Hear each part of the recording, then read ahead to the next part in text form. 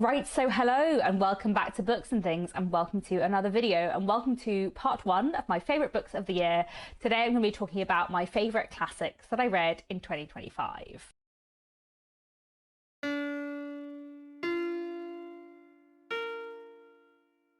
I have various classic books to talk to you about today that I read in 2025 and really enjoyed in 2025.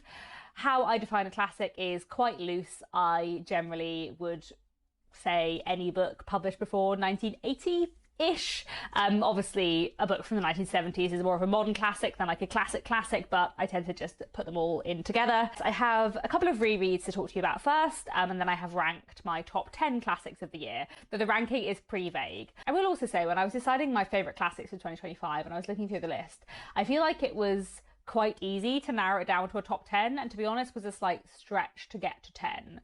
Not necessarily, but a little bit. Also, there are quite a lot of books in this video that I read in December, and I don't know whether that's just recency bias or whether I just had a really great reading month in December. I mean, I did have a really great reading month in December and read a lot of books, but I also was thinking as I was going through this list that I feel like I didn't read enough classics in 2025, and I don't know whether that's true. I usually, I would say, read roughly similar numbers contemporary and classic books, and I haven't done my stats yet for 2025, but I feel like I possibly read fewer classics in 2025, but more specifically read fewer standout classics in 2025. I feel like making this video made me want to read a lot more classics in 2026 and to like discover more new favourite classics in 2026. But anyway, I did read some great classics this year, so let me tell you about them. And I'll start off, as I said, with some favourite rereads. So when I say a book is a favourite reread, that doesn't necessarily mean my favourite book that I reread this year. It more means my favourite like rereading experience of the year, I suppose.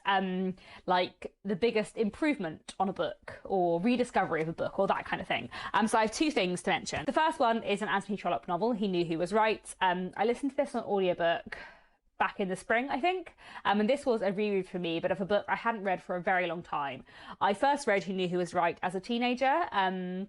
Either this or The Way We Live Now was my first Anthony Trollop novel. I'm not quite sure which one I read first. I read both of them when I was sort of 14, 15 years old, and I hadn't read this one for, I guess, 16 odd years, and it was just incredible. I just think this is one of Anthony Trollop's absolute best books. Like, it's an utter masterpiece. So this novel is one of Anthony Trollop's like big sweeping novels following lots of different plots and characters. The central plot is about a married couple who are having difficulties, and it's about the breakdown of their marriage, really, which is not something you find in that many Victorian novels. You do in a few, but it sort of, you know, disrupts the sort of usual courtship narrative you often get in a Victorian novel. And then we also have various other characters, including some who are sort of going through a more sort of conventional courtship narrative. And the cast of characters in this book is just incredible. I think the characters are so well drawn. I think the themes are amazing. This contains probably my favourite character in all of Anthony Trollop, Miss Stanbury, who is just like, she's just the best. She's an elderly woman who takes no nonsense from anyone and who is sort of very difficult and prickly, but also feels deeply and is lonely and wants friends, and I just love her. I enjoy her so much. Such a joy to reread this year. And then I also wanted to mention, well, I'm going to hold up Far From the Madding Crowd, but this is really a placeholder for all Thomas Hardy. I reread a lot of Thomas Hardy in 2025, and I'm going to continue to read a lot of Thomas Hardy in 2026, because Jen the Librarian is currently hosting a read-along of all of Thomas Hardy's books, reading his works in publication order. I had read all of Thomas Hardy's novels before, but a lot of them I'd only read once, so I decided to take part in this read-along, and I am so far caught up. I'm reading all the books. I haven't read January's book yet, but I read all of the 2025 books and really enjoyed rereading Thomas Hardy. I love Thomas Hardy, and sometimes I forget how highly he ranks for me as one of my favourite authors, and it's just been a real pleasure to reread his books and rediscover them, especially some that I've only read once and not for 10 years. So the Thomas Hardy I read in 2025 was, I think, Desperate Remedies, Under the Greenwood Tree, A Pair of Blue Eyes, Far From the Madding Crowd, The Return of the Native and the Trumpet Major, and The Hand of Ethelberta. And I really enjoyed rereading all of them, except maybe Under the Greenwood Tree, which It's not Hardy's best, in my opinion, but the rereading of Thomas Hardy has been an absolute highlight of 2025, and Far from the Man in Crowd especially, which is maybe my favourite Thomas Hardy novel, but Jude the Obscure and The Woodlanders might have something to say about that, so I'll see when I get to them further on in the read-along. But I love Far from the Man in Crowd. I love it so much. I love the characterisation. I love the exploration of farming and rural life and the place of women within it, and I just found this such an utter joy to reread. Even the dark bits and the frustrating characters and the sad bits, I still felt just so emotionally engaged in the story and just loved my reread. And then we get into my top 10. So there are actually 11 books in my top 10, but 2 of them are together, and you will understand why when I get there. And at number 10, I have placed the Persephone book of short stories, which is an anthology created by Persephone Books, who are a publisher of out-of-print, often sort of mid-20th century classics, usually by women.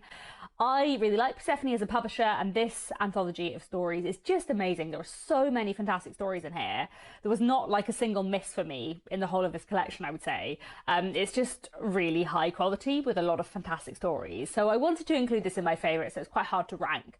I feel like this whole collection is in my favourites, but there's one particular story that is really, really in my favourites of the year, and that is Holiday Group by E.M. Delafield, which I just thought was like one of the best stories I've ever read as a short story. Just a really like powerful, complex, subtle commentary on gender roles in the early 20th century, and I just need to go and read more by E.M. Delafield. Apparently she wrote quite a lot of novels, and yeah, this is a wonderful collection. That story especially was outstanding. As I said, there are quite a few books in here that I read in December, so I do feel like I'm slightly repeating myself from my December wrap-up, but I read some really great classics in December, so I feel like maybe this belongs at number 8 actually, but anyway, number 8 and 9 are basically joint. So here I have The Death of Jim Loney by James Welsh, which is a modern classic from the US from the 1970s by a Native American author, looking at the life of a man called Jim Loney, whose mother was a Native American woman, whose father was white, who has grown up feeling that he doesn't quite fit into the world around him. And we're following him over a few months as he kind of descends into chaos. And it's just a masterful character study with really, really interesting themes and a fantastic ending. I thought it was so well done. You know those really short classics that pack a massive punch?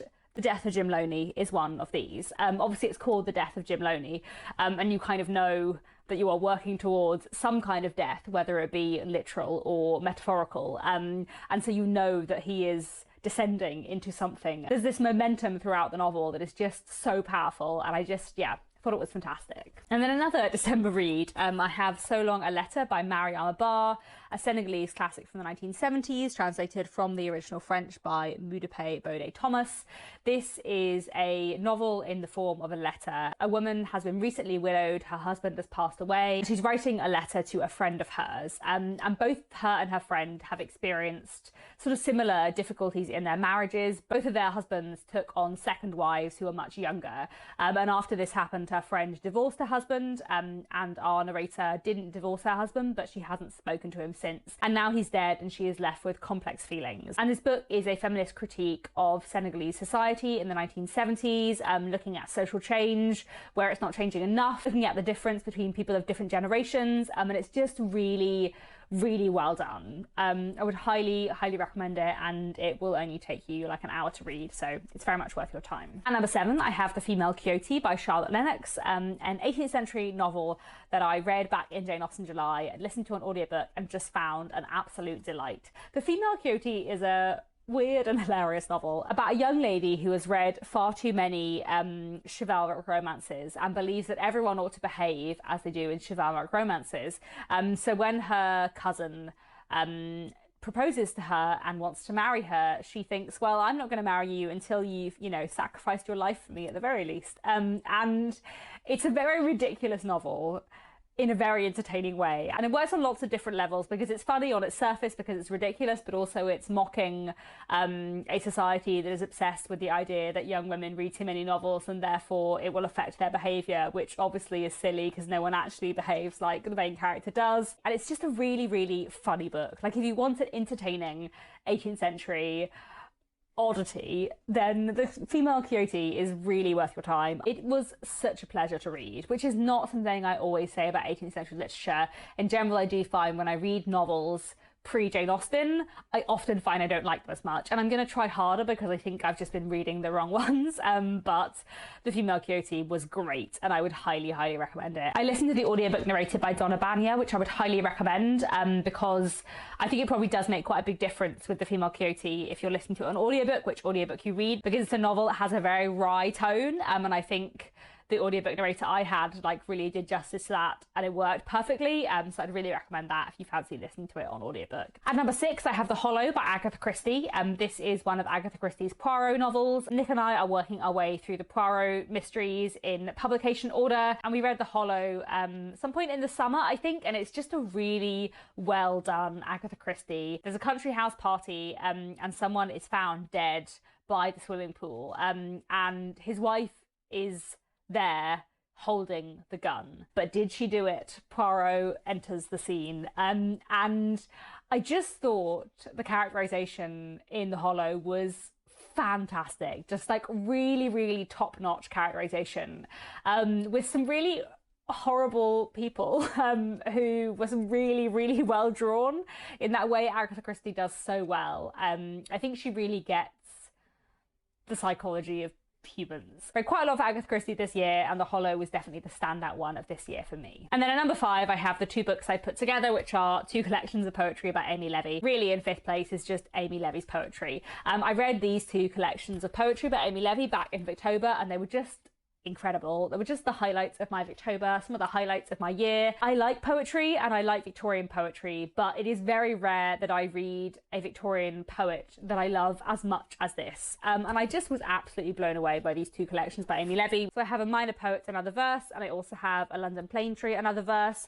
I would say that A London Plane Tree and Other Verse was slightly my favourite of the 2, and I would recommend this as a better place to start with Amy Levy, partly just because this collection has more short poems in, which I think is a easier way into an author's work. I just love Amy Levy. I think her poetry is incredible. I think the way that she writes about grief, about depression, about feeling out of place is so powerful. I think her love poems, which are often queer love poems, are so powerful. I just absolutely love her way with words. I love her use of rhythm. I just think she's an incredible poet. Shall I read you one? Maybe I will. At a dinner party.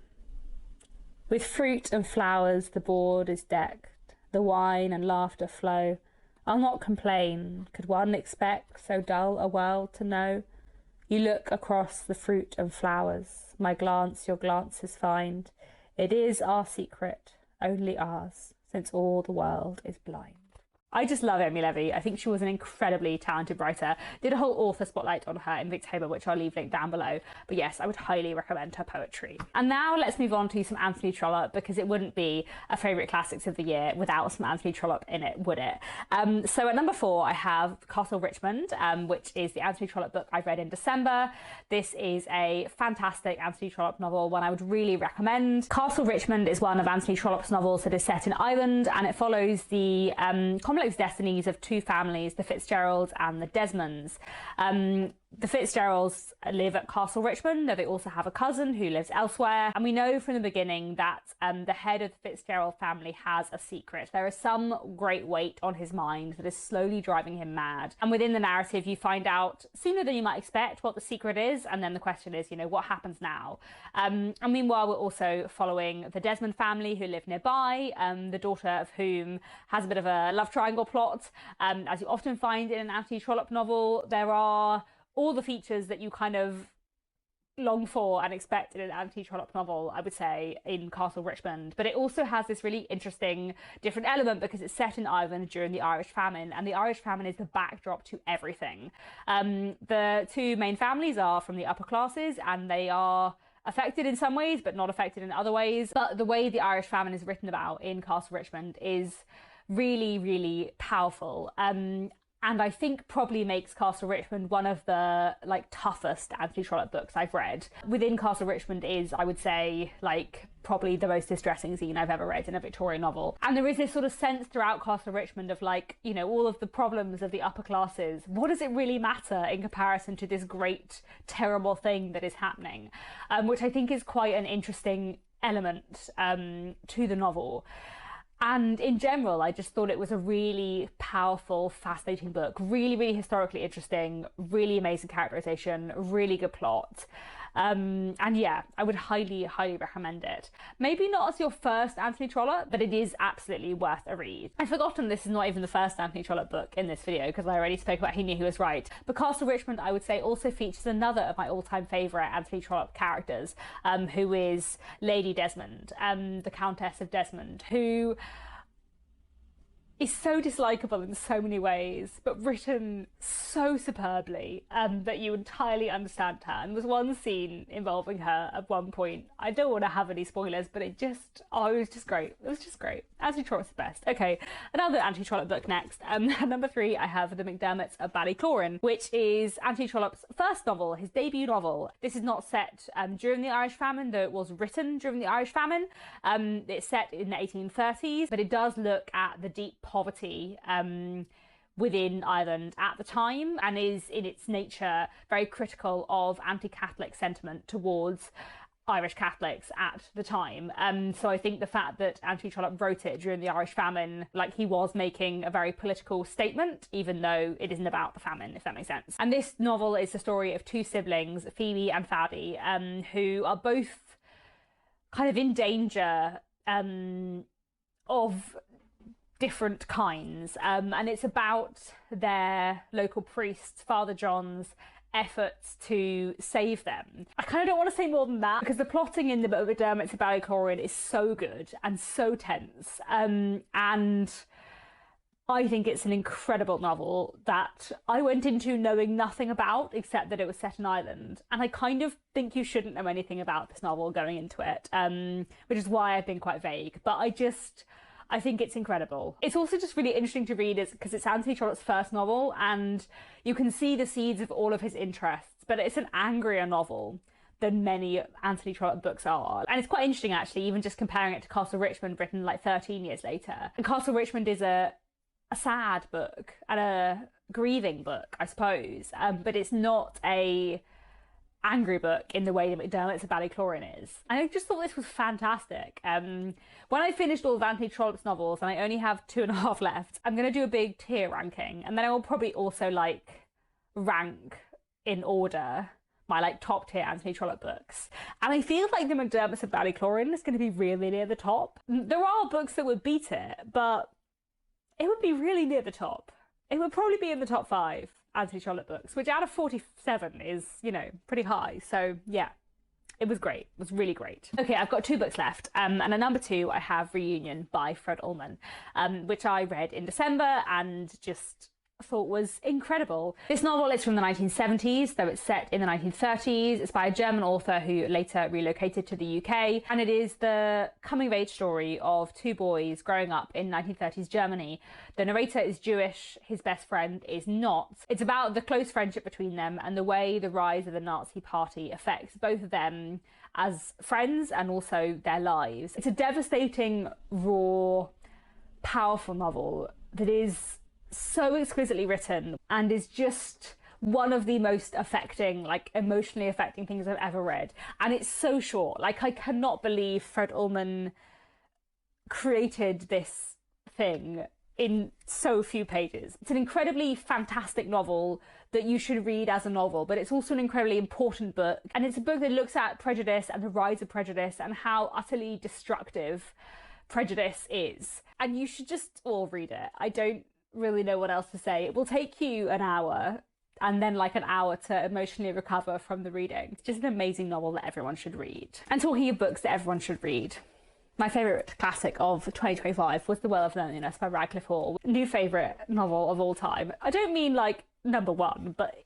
you know, top 5. It's a very big top 5 with like 20 books in, but you know what I mean. It's a absolute new favourite for me that I'm sure I will reread many times. I listened to this in an audiobook and I immediately bought myself a physical copy because I wanted to own it. I have rarely been so emotionally invested in a character as I was and am in Stephen, the main character of this book. This is a Bildungsroman, and an absolute masterpiece of a Bildungsroman, which tells the story of a girl called Stephen. She's called Stephen because her parents, when they're expecting a baby, are expecting a boy, and so they get used to calling the baby Stephen in their minds. And so when the baby girl is born, they call her Stephen anyway.